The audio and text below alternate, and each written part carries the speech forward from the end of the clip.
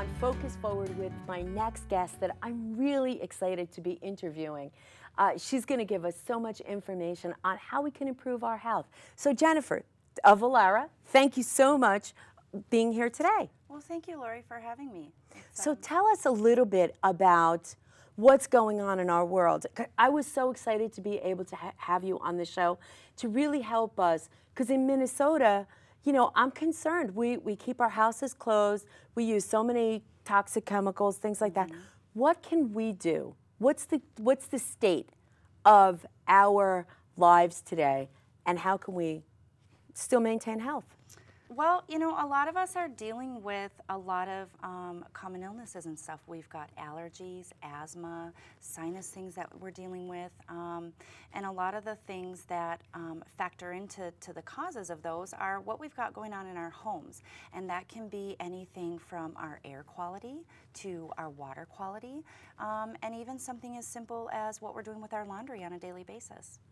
So tell us about what's the actual situation. I know you have scientific research, so give us a little bit of the benefit of the scientific research that you have. Sure. Well, I'll just go ahead and start with indoor air quality. A lot of us don't really realize what a big deal indoor air quality is. Right now, the EPA in Congress is saying that our indoor air quality can be up to 100 times more polluted than outdoor air quality. That's a big deal. When we're talking about common illnesses, asthma, allergies, those poofy eyes and stuffy nose that you wake up with in the morning, why do we have that? What is causing that? And interestingly enough, the EPA in Congress is also stating right now that 50% of common illnesses, all common illnesses, are due to indoor air pollution. So we need to be a lot more proactive with what's going on in our homes. So let's take it back from Congress.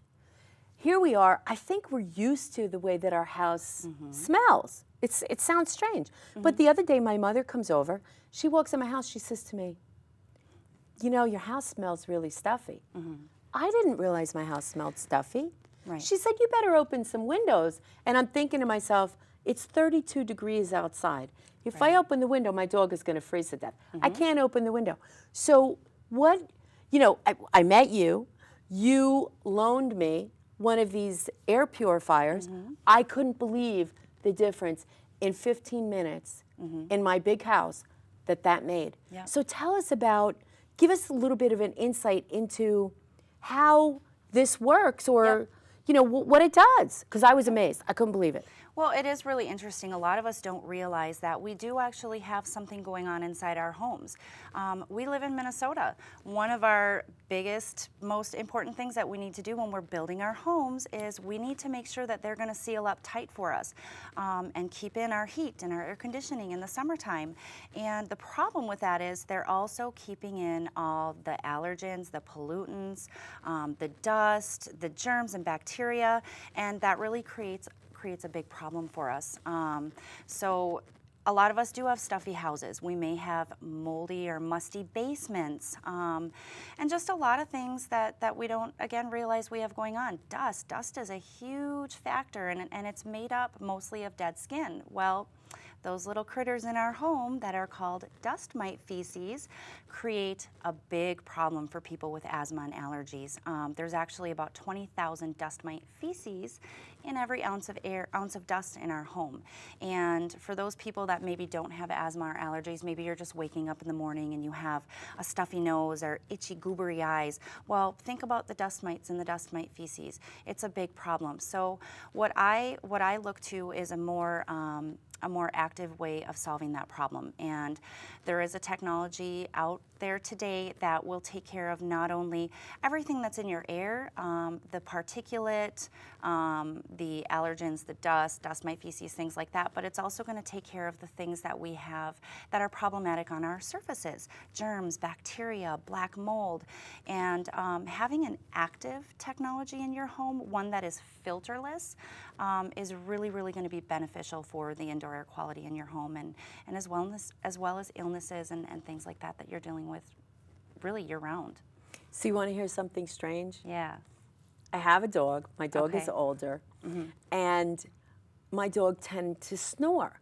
Oh. I would hear her at night because she'd sleep, you know, near my bed, and I'd hear her snore. Do you know that since I use the air freshener, this air surround. machine, Yep. air surround, she doesn't snore anymore? That's Her awesome. breathing is much better. So I've seen a huge difference in her and also in myself. Now when I open up the door to come in, my house smells like the fresh air as opposed to being outside. It's a huge shift for me. So it's amazing. And I feel better, I feel healthier, and I feel like when I'm breathing, it's almost like the air is just refreshing me from the inside out. Isn't that strange? Well, it's not so strange. That's really what the technology is supposed to do. It's supposed to bring and mimic what Mother Nature is doing outdoors and help us be able to bring that inside our home. So I have actually heard that once before. A lady had some little chihuahuas that snored quite a bit, and when she changed the air in her home, that was the first thing she noticed. And it's very interesting. A lot of people also out there today will put their pets before themselves. So people with pets are definitely worried about what's going on in their homes because they're worried about the health and wellness of their animals as well as themselves.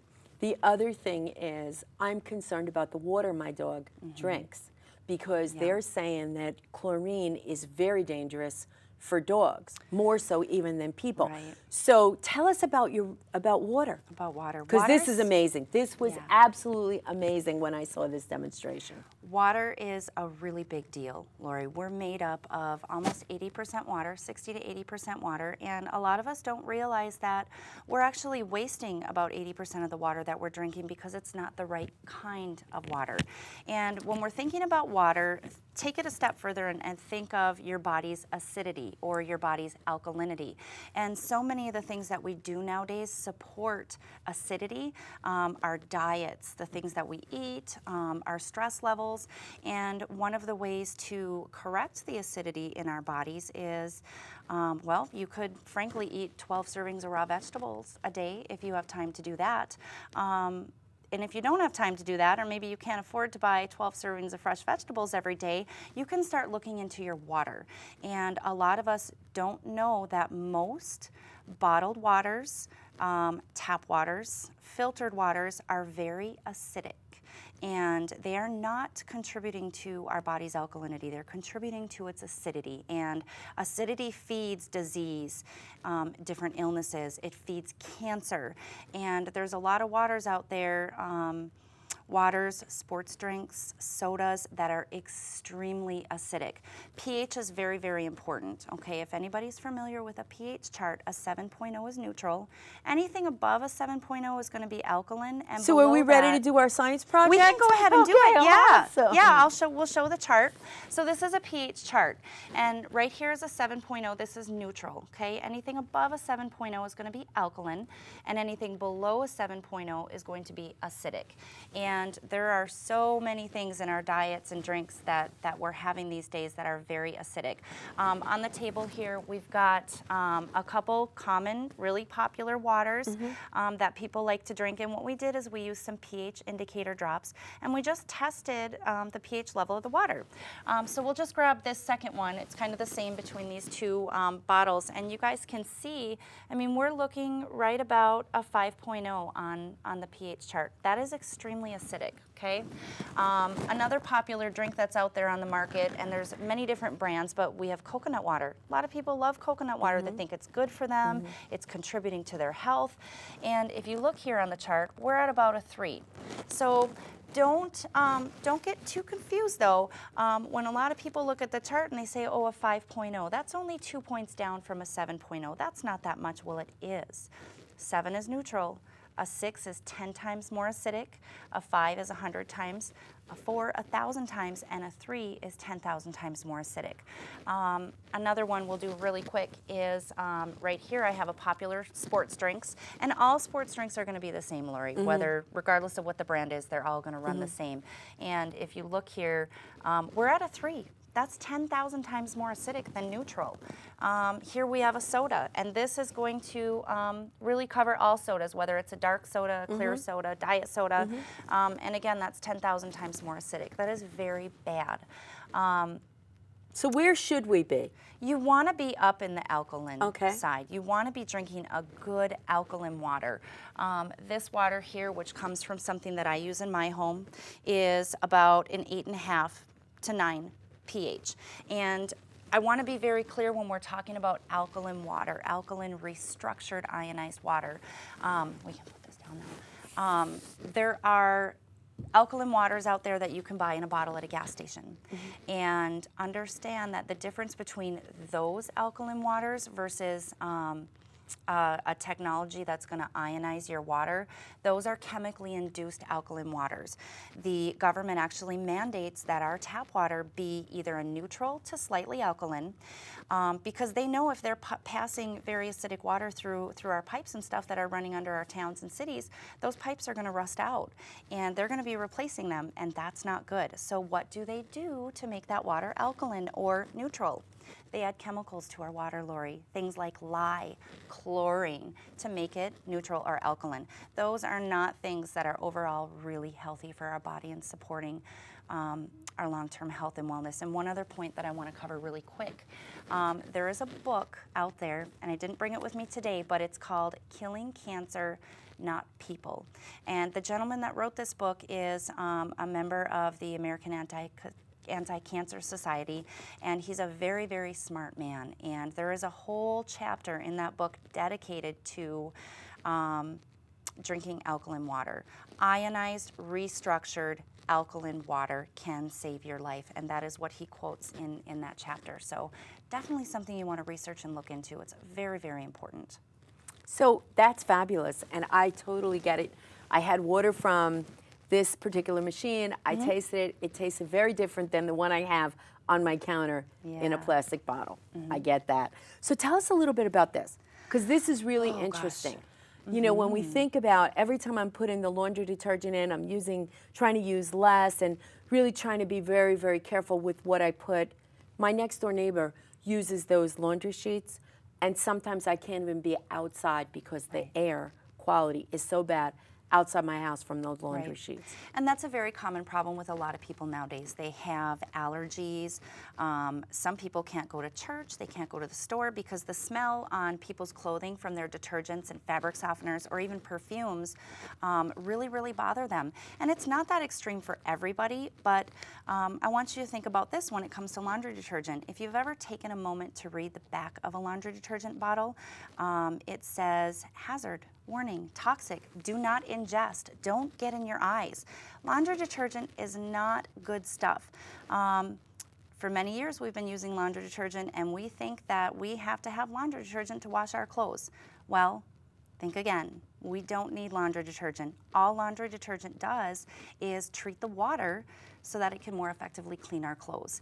Imagine being able to wash your clothes with cold water only, not use laundry detergent, not have those chemicals on your clothes that are being absorbed into your body 24 hours a day.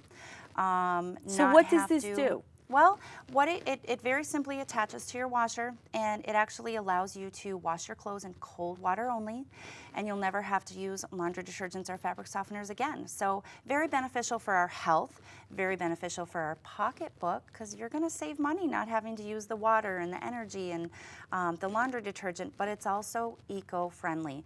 Think about our rivers, lakes, and streams and all the chemicals that we're consistently dumping every day. It's ruining our world. So being able to take care of those issues that a lot of us have, or maybe we don't even realize we have, with a very simple technology is a fantastic thing. So give us 3 tips that people could use to improve their lives, maybe their health, through kind of the things that you're talking about here. Yep. It's very important when we talk about foundational health and wellness. A lot of people think if they go to the gym or eat a couple extra carrots, that is what health and wellness is about. And when we talk about foundation, we're talking about bringing it back to the basics. Good air, good water, and then maybe even dabbling with something along the lines of what we do with our laundry. So I would say 3 tips is would be to clean up the air in your home. And you can take a lot of different measures to do that. You can open up your windows, put in some plants, or be a little more extreme and put a wonderful technology in your home that's going to take care of that for you. The other thing I would very much so advise people to do is to change their water. Research it. Look into what ORP is. Look into what alkalinity does for you. How supporting that in your body is beneficial to your health. And then again, take into consideration some of the chemicals we're using in our home, whether it be for cleaning or even our laundry.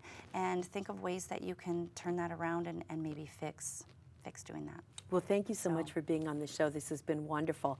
I learned so much from you, and I really hope that people open up and start to embrace ways that they might be able to have cleaner air, cleaner life, and better health. Right. Thank you so much for having me today, Lori. It was great. Thank you.